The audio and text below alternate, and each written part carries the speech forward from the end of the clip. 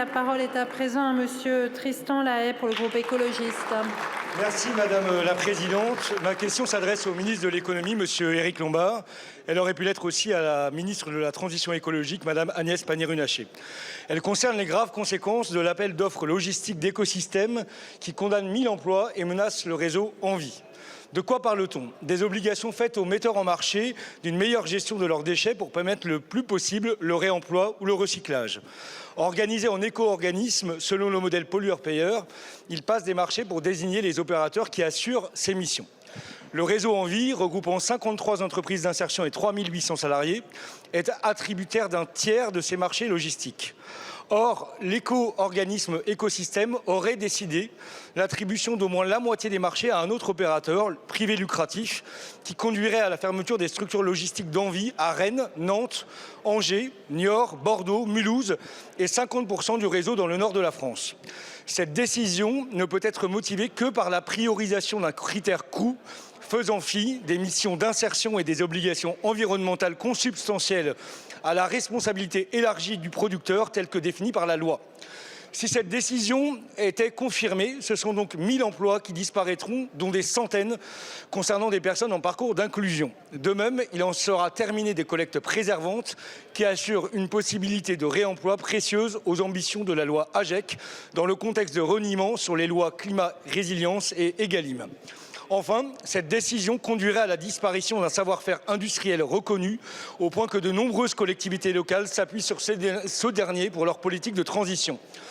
Aussi, pouvez-vous vous engager à intervenir pour qu'Écosystème retourne à la discussion et que les emplois et vos politiques écologiques soient préservés? Merci beaucoup, monsieur le député. La parole est à madame Agnès Pannier-Runacher, ministre de la Transition écologique et de la biodiversité.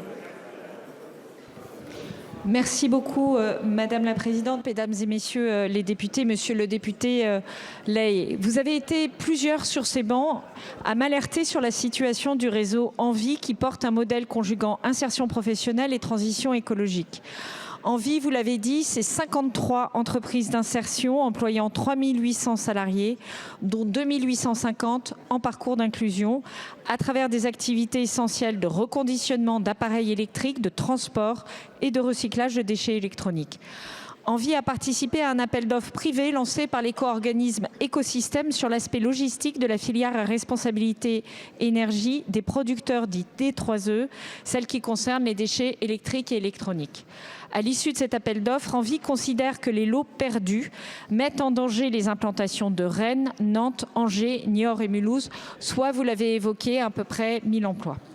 Dès que nous avons reçu cette alerte, mes équipes ont contacté le réseau Envie ainsi qu'Écosystème pour en comprendre tous les tenants et travailler à une solution concrète qui permette de préserver au mieux l'activité d'Envie, en particulier sur le réemploi.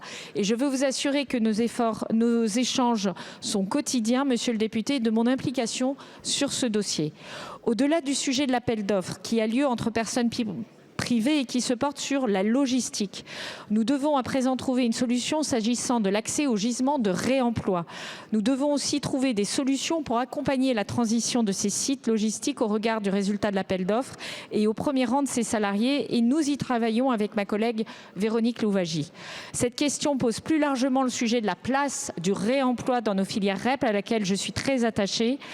Vous le savez, j'ai réuni récemment toute la filière du réemploi. Nous avons une feuille de route et un plan d'action sur lequel nous travaillons.